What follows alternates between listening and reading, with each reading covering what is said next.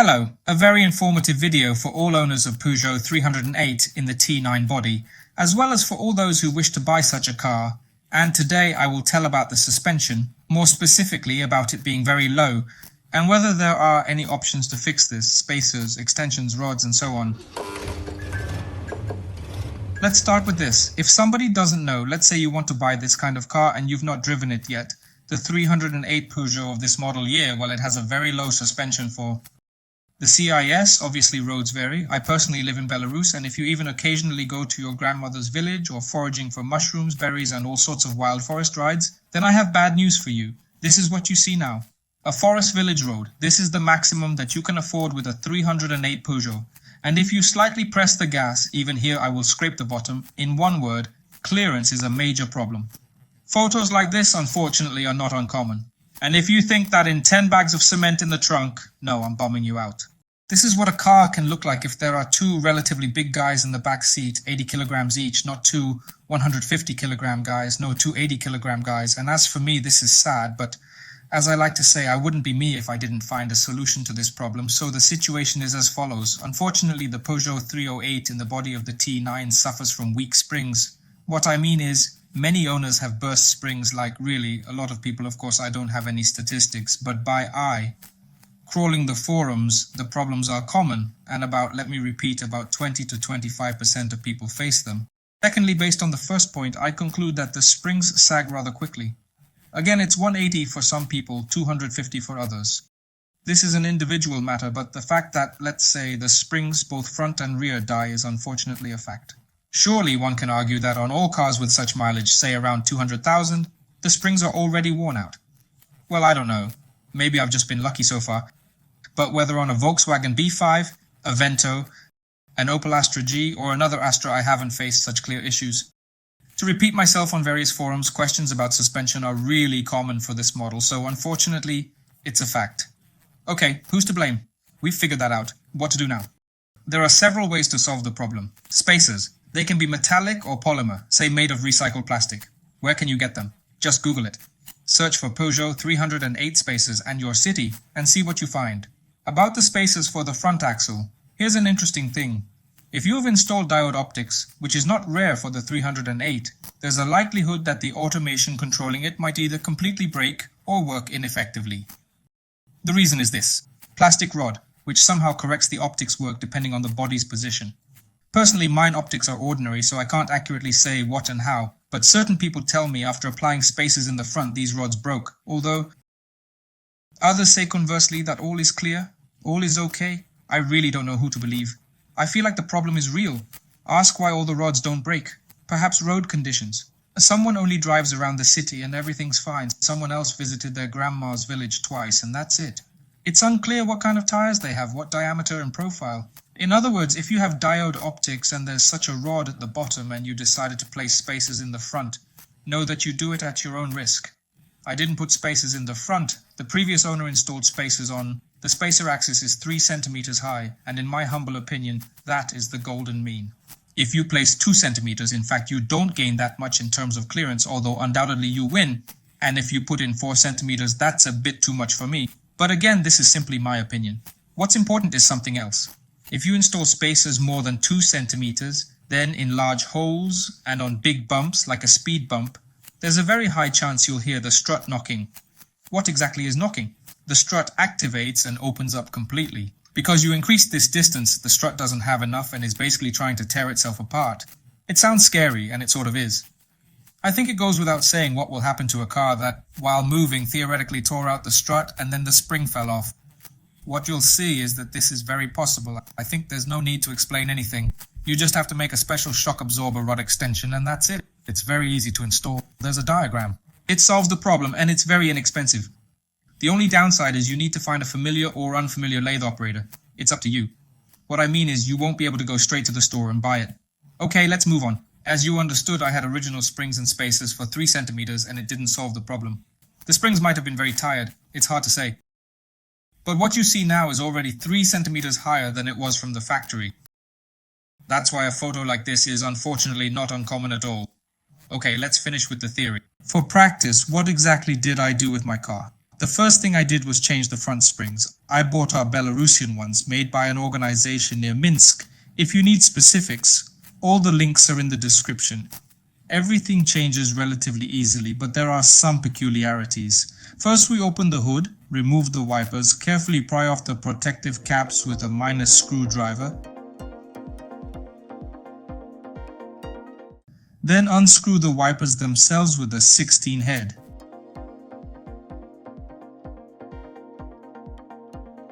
Gently remove the wipers with slight swaying movements. No special force is needed here. Do not need to break anything. Then we snap off the plastic pistons.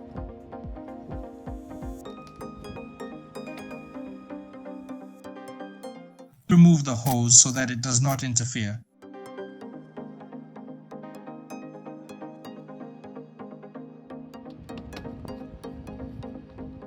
We carefully remove the hose so that it does not interfere.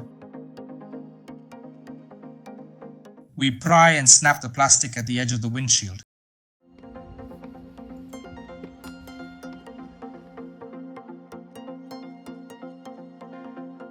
We do not need to remove the hoses from the sprayers, just leave this plastic panel, or as it is called, jabot.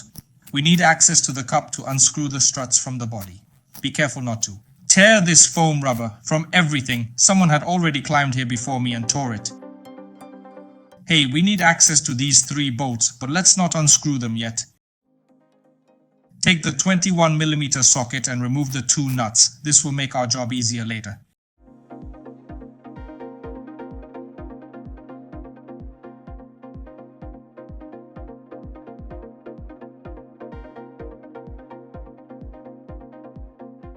Let's remove the wheel.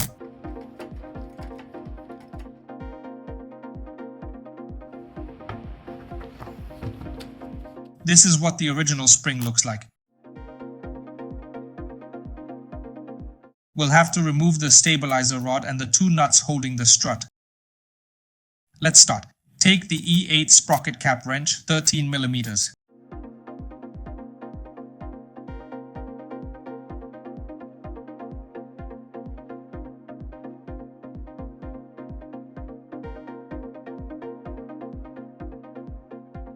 Detach the brake hose.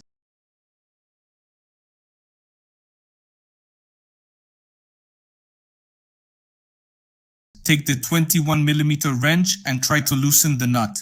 I had to use an extension, but it worked out.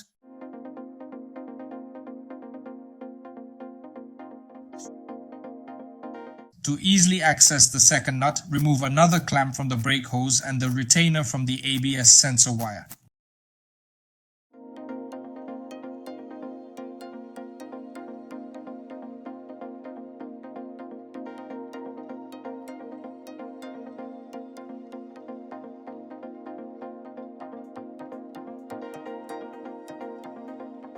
Great, now that we have access, we can also remove the second nut.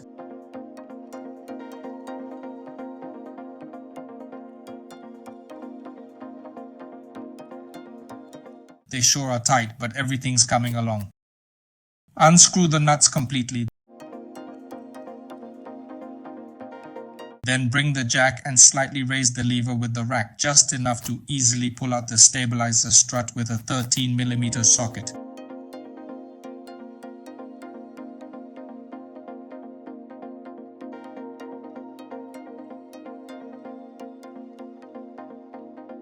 The bolts holding the top of the rack are down there.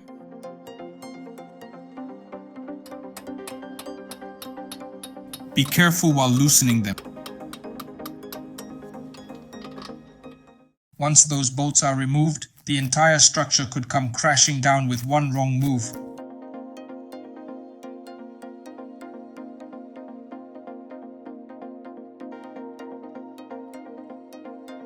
Out of the gearbox and oil would start leaking. Maybe there's a sneaky lock somewhere in there. I didn't check, but it's not worth testing fate. To keep the entire structure hanging without us, it's best to tie it up with a wire.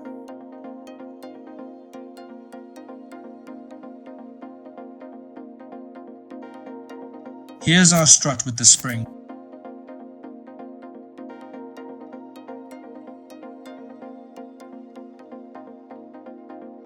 remove the spring, you'll need 2 clamps and a little bit of time.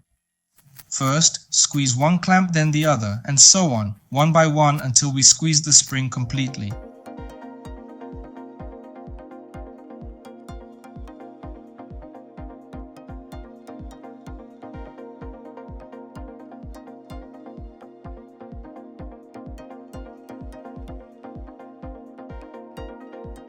We take a hexagon for 7, a cap wrench for 21, unscrew the nut, get our cherished spring, here it is.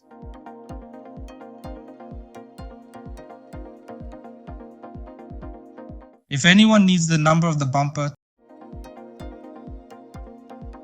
take out the spring, unscrew the clamps, go further. Here are the brand new springs. Sadly, the rod was not at hand, and I'll tell you the thickness of the coil of the new spring, but by eye it's a bit thicker than it was. In size, both the old and the new springs, they are the same. We tightened the new spring with the tubes, installed the rack, I thought, and nothing worked out for me, but firstly,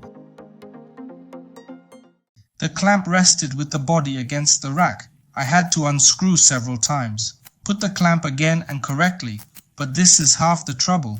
The bigger problem is that these clamps are not enough to compress a new spring. I just can't fix it. I need to squeeze it even harder. There's nowhere to go. In short, I tried everything possible, bent it in all kinds of ways, probably spent 2 hours. The only thing that saved me is one idea. Move the kids away from the screen. It's about to get scary and unsafe. Meet this wire. The only way I could bend and put everything back in place. If anybody has seen a spring shoot out like a bullet, they will understand why it's indeed something scary, that's why. There are so many wires. Okay, we are putting everything back to the rack, tightening the nut. This triangle should stand like this. It's easy to understand if you just try it on the car. Grab the wrenches, tighten the nut.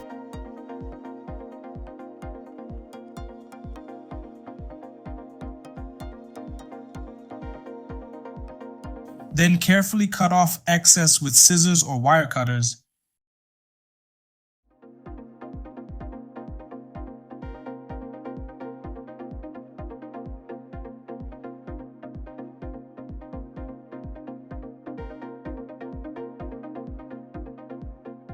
The spring is in place, and basically speaking, we're putting everything back as it was on the car.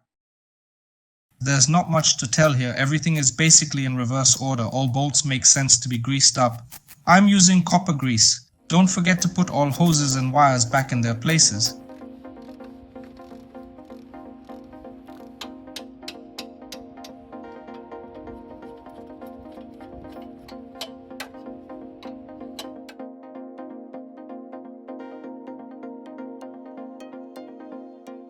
It's certainly more convenient to fit and secure the stabilizer strut with a second jack than without one, simply put. We follow the same procedure for the second side as the first, naturally. If you're changing the springs, it doesn't matter if they are front or rear, then only in pairs. That should be self-explanatory. Once everything is done, clean up the area where the plastic was from dust and grime. A toothbrush is perfect for this task, and then place the plastic back in its place.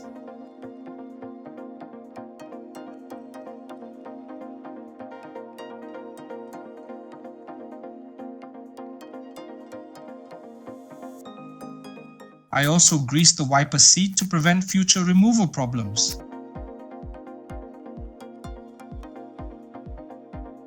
If it helps, here's the protective cover number for the wiper. Well, that's about it. Let's see how we did.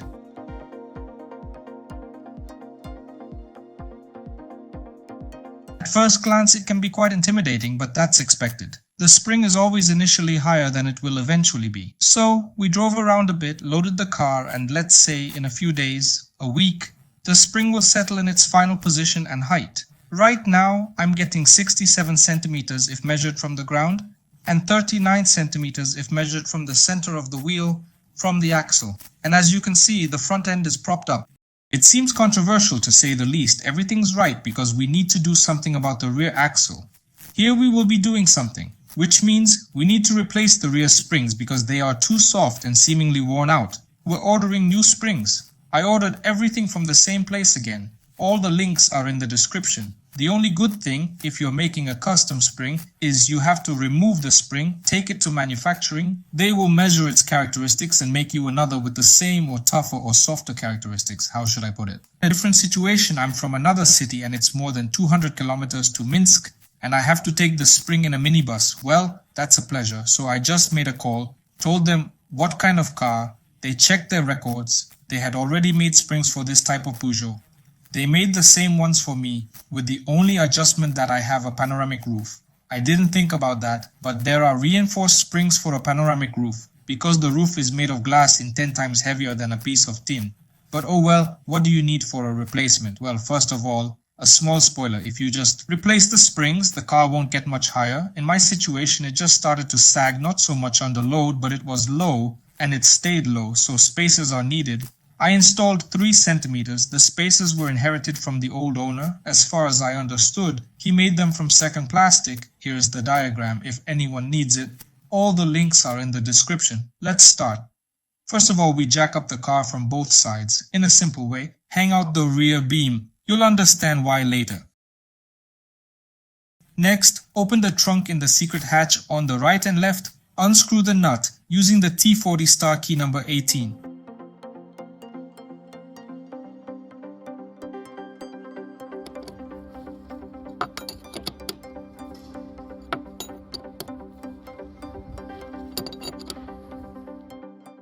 Just in case, I tightened the springs a little with a tube, but in fact this isn't necessary at all. When you unscrew the nut, the spring will do this. So don't be afraid. Here's what's interesting. This moment, see how much water? At first I thought that someone had foolishly made the spacer without a hole, but actually there is a hole. It's enormous, those little holes. Our Belarusian grime doesn't get through them, so everything clogs up and turns into a swamp. And in time, I'm certain, there will be corrosion, so it was decided to make the hole larger.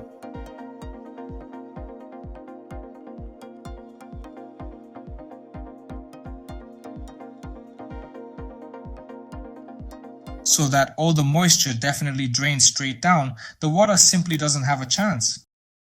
We go to the other side, remove the wheel, and unscrew the washer in the same way. From the other side, the spring falls off more interestingly, so that the plastic doesn't creak at some point later. I greased it with lubricant. Further, here's a comparison between the new spring and the old one, and they're absolutely different. The new one has one more coil and is overall slimmer. In short, it's tougher. I will explain later by how much. The installation is just as simple. We place it as it was, and naturally, I had 2 more jacks. Don't ask me where. 4 jacks to get the 2 springs in place, just like that. It can be done without a jack, but you'd need a clamp to compress the spring, lift the beam, thread the nut. I personally jacked up both sides at the same time, with the help of a neighbor. As you can see from the video, darkness quickly set in and it started to rain. Well, in the end, that's it. Thread the nut, screw on the wheels, lower the car, tighten 2 nuts, and you're done. But it wasn't so simple. Look, or rather listen. Remember, I told you that you need strut rod extensions for the rear axle. Exactly for this reason. If you don't install them, the rack will always knock. At worst it will fail, or something will get ripped out. Solution is simple. Here is a drawing. The turner will provide you with this wonderful product which needs to be installed. Again, jack up the car, remove the wheel, unscrew the throttle, get a thread retainer. There are 2 types, the one that can be unscrewed and the tight one.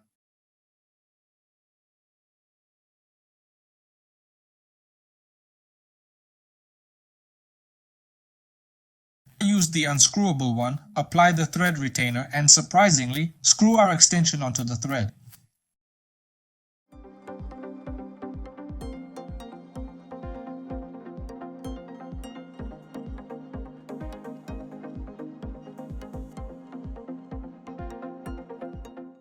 We use pliers to tighten it up, but by no means do we grab the mirror surface. Essentially, that's it. We reassemble everything. It's time to sum up, remember?